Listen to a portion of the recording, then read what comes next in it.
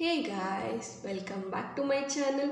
Guys, ಇವತ್ತಿನ ಒಂದು reading yes or no reading ಆಗಿರುತ್ತೆ. ಓಕೆ, ನಿಮ್ಮ ಒಂದು ಯಾವುದೇ 2 ಪ್ರಶ್ನೆಗಳಿಗೆ ಏಂಜಲ್ಸ್ ಕಡೆಯಿಂದ ಏನೆಲ್ಲ ಉತ್ತರ ಸಿಗುತ್ತೆ ಅನ್ನೋದ್ರ ಬಗ್ಗೆ ನೋಡೋಣ. ಓಕೆ, ನಿಮ್ಮ ಹತ್ರ 2 ಪ್ರಶ್ನೆ ಇದ್ದರೆ ನೀವು 2 ಫೈಲ್ಗಳನ್ನು ನೋಡಬಹುದು.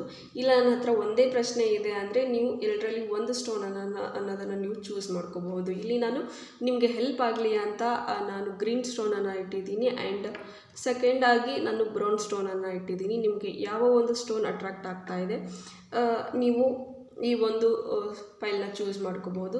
ಸಚ್ ಇನ್ ಕೇಸ್ ನಿಮ್ಮ ಹತ್ರ 2 ಪ್ರಶ್ನೆಗಳಿದೆ ಅಂದರೆ ನೀವು 2 ಫೈಲ್ಗಳನ್ನು ನೀವು ನೋಡಬಹುದು. ಓಕೆ, 2 ಸ್ಟೋನ್ಗಳನ್ನು ನೀವು ಚೂಸ್ ಮಾಡ್ಕೋಬಹುದು. ಸೊ ಗೈಸ್, ಇದೊಂದು ಜಸ್ಟ್ ಜನರಲ್ ರೀಡಿಂಗ್ ಆಗಿರುತ್ತೆ. ಹಾಗೆ ನಿಮ್ಮ ಜೊತೆ ರೆಸನೇಟ್ ಆದರೆ ಮಾತ್ರ ತಗೊಳ್ಳಿ. ಇದೊಂದು ಟೈಮ್ಲೆಸ್ ರೀಡಿಂಗ್ ಆಗಿರುತ್ತೆ. ಯಾವಾಗ ನೀವು ನಿಮ್ಮ ಸ್ಕ್ರೀನ್ ಮೇಲೆ ನೋಡ್ತೀರಾ ಆವಾಗ ಇದು ನಿಮಗೆ ರೆಸನೇಟ್ ಆಗುವಂಥದ್ದು. ಓಪನ್ ಮೈಂಡೆಡಿಂದ ಈ ಒಂದು ರೀಡಿಂಗ್ ಅನ್ನೋದನ್ನು ನೋಡಿ. ಓಕೆ, ಸೊ ಫಸ್ಟ್ ನೋಡೋಣ. ಯಾರೆಲ್ಲ ಫಸ್ಟ್ ಕ್ವಶನ್ ನೀವು ಏನೆಲ್ಲ ಅಂದ್ಕೊಂಡಿದ್ದೀರಾ, ಏನೆಲ್ಲ ಕೇಳ್ಕೊಂಡಿದ್ದೀರಾ, ಆ ಒಂದು ಪ್ರಶ್ನೆಗೆ ಏನು ಏಂಜಲ್ಸ್ ಕಡೆಯಿಂದ ಉತ್ತರ ಸಿಗುತ್ತೆ ಅಂತ. So the answer is, the message is the big happy changes. Wow, the answer is yes guys. Yes, ನಿಮ್ಮ ಒಂದು ಕರೆಂಟ್ ಸಿಚುವೇಶನ್ ಏನೇ ಇರಲಿ, ಏನೇ ನಿಮ್ಮ ಪ್ರಶ್ನೆ ಆಗಿರಲಿ, ಆ ಒಂದು ಬಿಗ್ ಹ್ಯಾಪಿ ಚೇಂಜಸ್ ಅನ್ನೋದು ಬರುತ್ತೆ ನಿಮ್ಮ ಲೈಫಲ್ಲಿ ಅಂತ ಹೇಳ್ತಾ ಇದ್ದಾರೆ ಏಂಜಲ್ಸ್.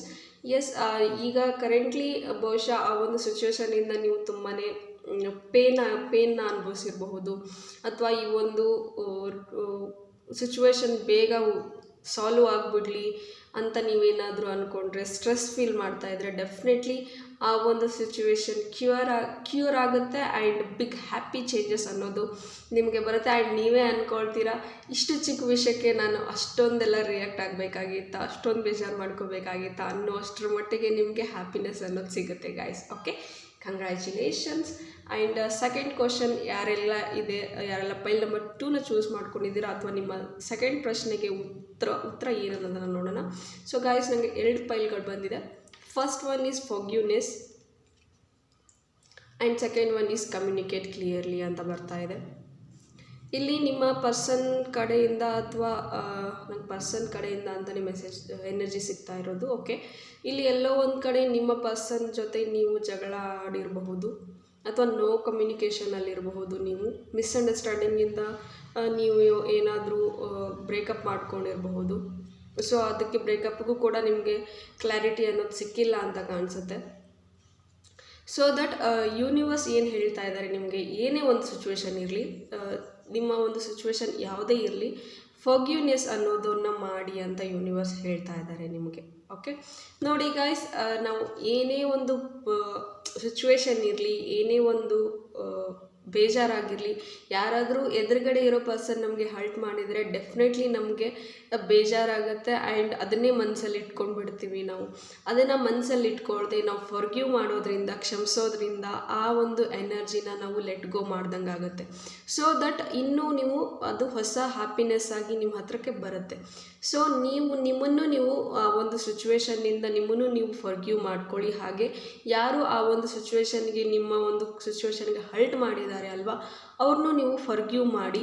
ಸೊ ದಟ್ ಡೆಫಿನೆಟ್ಲಿ ಆ ಒಂದು ಸಿಚುವೇಶನ್ ಕ್ಲಿಯರ್ ಆಗುತ್ತೆ ಆ್ಯಂಡ್ ಡೆಫಿನೆಟ್ಲಿ ಮುಂದೆ ಈ ಹ್ಯಾಪಿ ಚೇಂಜಸ್ ಅನ್ನೋದು ಕೂಡ ನೀವು ಕಾಣ್ತೀರಾ. ಓಕೆ, ಸೊ ನೆಕ್ಸ್ಟ್ ಇನ್ನೊಂದು ಮೆಸೇಜ್ ಬರ್ತಾ ಇದೆ, ಕಮ್ಯುನಿಕೇಟ್ ಕ್ಲಿಯರ್ಲಿ ಅಂತ ಹೇಳ್ತಾ ಇದ್ದಾರೆ ಯೂನಿವರ್ಸ್. ಇಲ್ಲೆಲ್ಲೋ ಒಂದು ಕಡೆ ನೀವು ನೋ ಕಾಂಟ್ಯಾಕ್ಟ್ ಸಿಚುವೇಶನ್ನಲ್ಲಿರಬಹುದು ಅಥವಾ ಕಮ್ಯುನಿಕೇಷನ್ ಮಾಡೋದಕ್ಕೆ ನೀವೆಲ್ಲೋ ಒಂದು ಕಡೆ ಭಯ ಪಡ್ತಾ ಇರಬಹುದು.